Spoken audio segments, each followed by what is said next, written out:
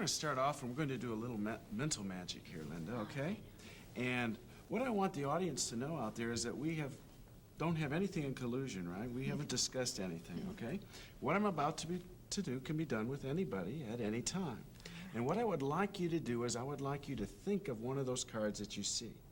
Okay, but don't think of the bottom one. It's just too easy for me, all right? Have you done that? Okay, now I happen to have another deck of cards here in my pocket. There they are. It's an invisible deck. Okay, and I'd like you to take those cards and I'd like you to shuffle them up. Mix them up. You got to take them out of the card case. Okay? Okay? Shuffle them up, mix them all up. Okay, now fan them out. Fan them out. Okay? Now, I want you to take out the card you're thinking of and then show it to the audience over there, and I'll turn my back. I won't look for anything, okay? All right, now I want you to put the card back in the deck, but reverse it down in the deck. Okay, now square up the cards and close them up, put them back in the card case, and you can keep the deck. That's a present from me. Big of me, right? Now, why I had the deck turned, I had my back turned. I reversed one card in this deck, so the audience here knows what the card was. Would you name it out loud? 6 of spades. 6 of spades. This is kind of interesting because I have one card reversed in this pack. Only one. And that card happens to be the very card you thought of. The 6 of spades. Now I was at a casino in Vegas. This was just about a week ago, and there was a fellow at the bar, and he was shuffling cards. I guess he was a dealer or something. He was on break, and he accidentally shuffled the cards face up into face down.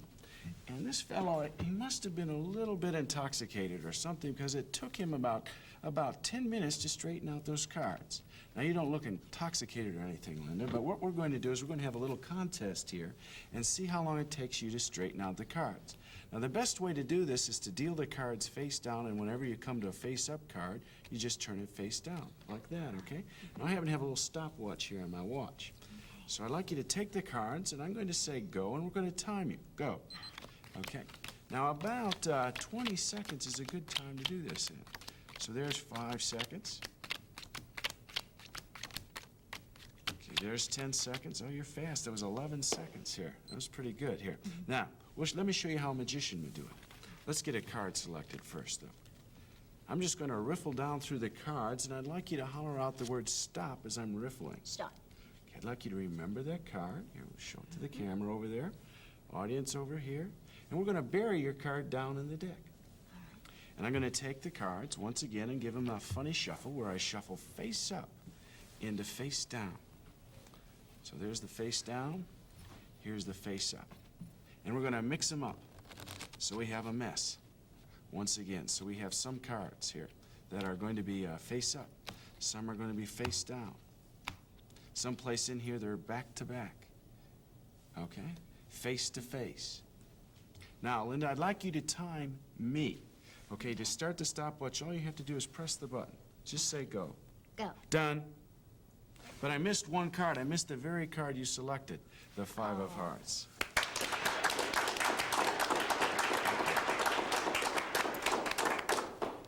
You know, many people accuse me of cheating. And they think that I have maybe 5 aces or maybe just 3 aces. Let's run through the deck and show you this deck does indeed contain 4 aces. There's 1 ace. Should have 3 more in here. There's 2 aces. There's 3 aces. And it should have 1 more. There's 4 aces. That's it. No more, no less. None were exactly on the bottom, right? None were exactly on the top. Now I shall do a beautiful move. Been doing this move since I was a small boy. It's known as the pharaoh shuffle. It's a studied move. Here we go. Watch. Aces. There's 1. There's 2. There's 3. And there's number 4.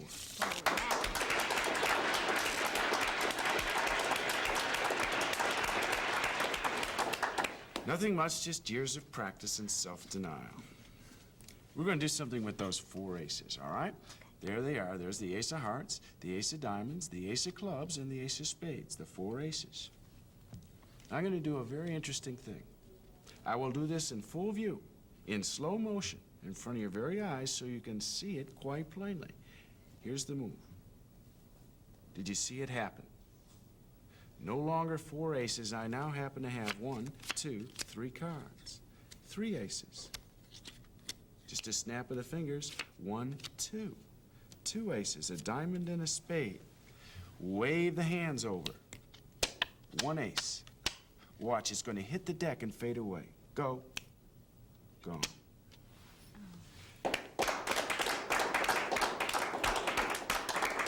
Now, to find the aces, all I have to do is cut the cards. I cut right to the ace of spades. Some people actually think I know where the aces are, so I'll give them a quick shuffle to dispel such a belief. So none of the aces exactly on top. No, none exactly on the bottom, but lost somewhere in the middle. Ace of clubs. Ace of diamonds. 1 ace to go. Ace of hearts. Lightning speed. There she is.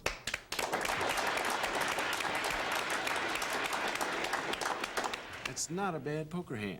You know, many people ask me, if I could deal a poker hand to myself, any hand that I want to myself. And the answer is yes, I can, but I don't. But since hustlers are rather clever fellows, this type of thing's always interesting. So let me show you how a mechanic would work a card game, a poker game. Now, this wouldn't work in a casino. It would only work in a friendly type of game, because casinos have very strict rules. Now, what the hustler does is he gets the hand he wants on the bottom of the deck. Now, I'm going to use the 4 kings. Now, I just openly went through the deck and pulled out the 4 kings. In a poker game, that's very easily done because the deal rotates from player to player. And let's suppose somebody over here had 3 of a kind, somebody over here had a pair. I'd just scoop them up, so I'd have a full house, and I'd set it on the bottom of the deck when it was my turn to deal. Now, he has to get out of the shuffle. Watch how he does this. He just shuffles the cards, and he keeps those kings right on the bottom.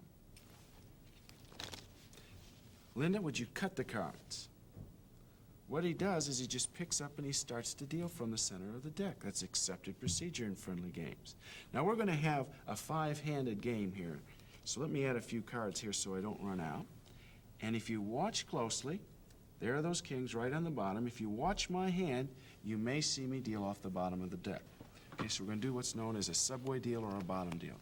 There's 1, 2, 3, 4 cards, 5 cards. So there's the first card, there's a second, there's 2, there's 3, there's 4, and there's 5, and they're gone. And sure enough, I have the 1, 2, 3, 4 kings.